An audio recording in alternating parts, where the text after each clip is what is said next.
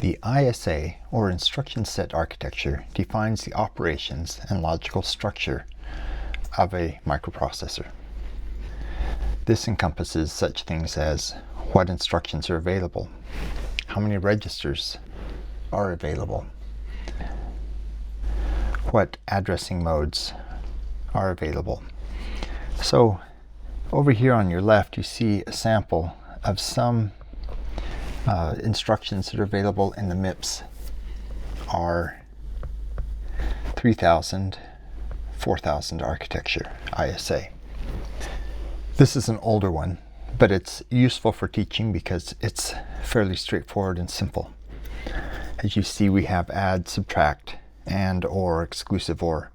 And then we have shift left or shift arithmetic and shift logical.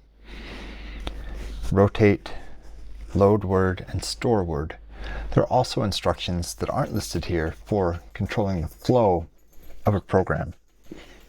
For comparing things, we can use a subtract, for example, but for branching or jumping, in other words, going to a different part of the code, we'll have other instructions that we'll talk about later.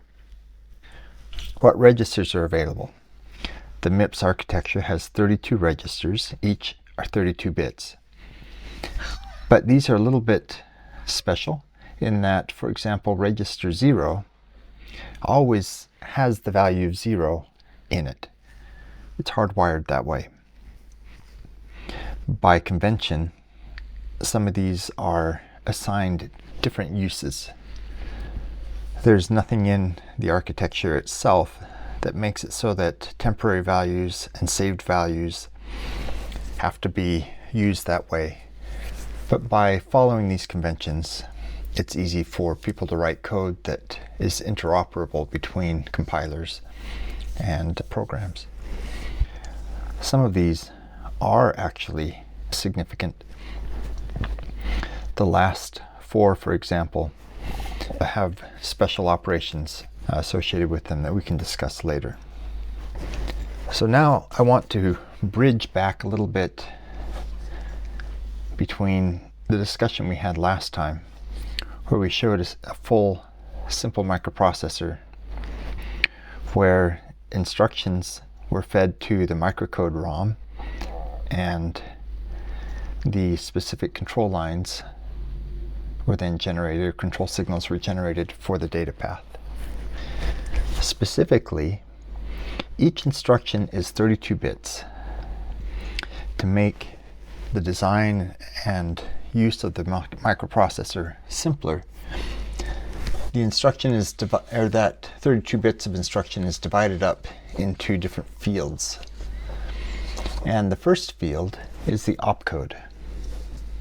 Opcode is short for operational code, and it's those first 6 bits that define the operation that will take place, effectively determining whether it uses the adder or the logical unit, accesses memory, uses the shifter, and so forth. So this is just a subset of all the instructions that are there.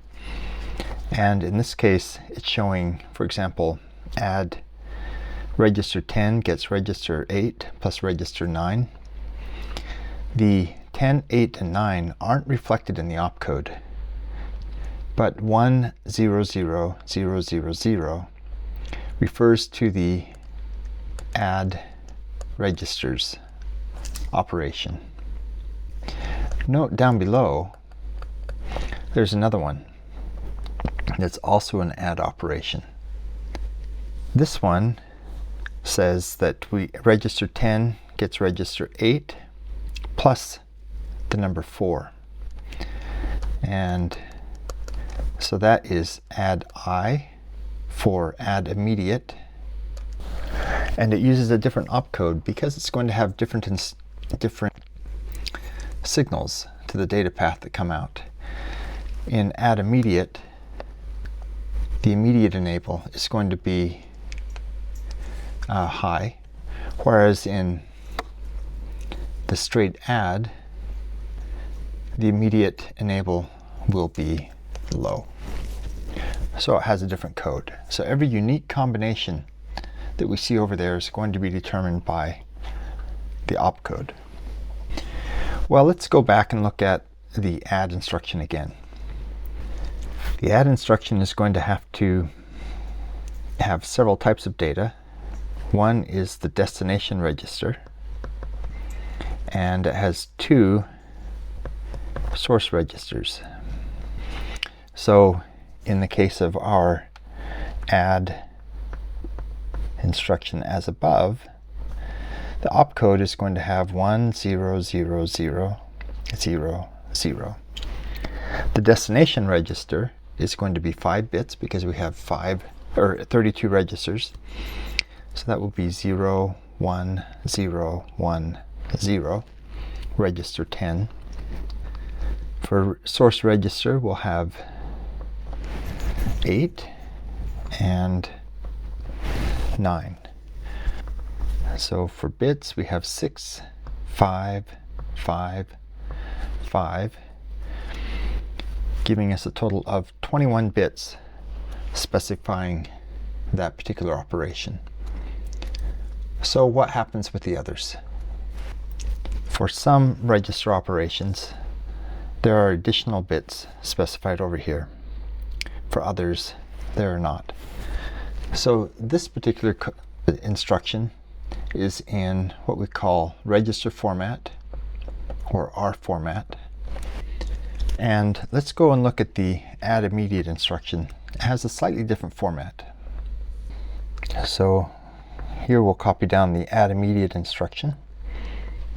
This one will have 0 0 1 0 0 0 in the opcode. The destination register is the same, binary for 10. Source register number 1 will be 8. That's the same, but there is no source register 2. Source register 2 is going to be replaced by the immediate value. So if we count the bits, we have 6, 5, 5. That's 16 bits. That means that the immediate value can be 16 bits.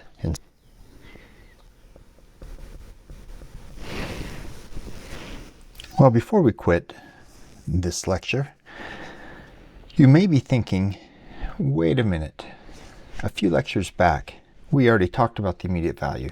Let's go back and take a look. There it is. The immediate register was 32 bits, and yet here you're saying that it's 16 bits. In practice, this 16 bits will be sign extended into a 32-bit value. While it can't take on very large values, it still can occupy a 32-bit register in that manner.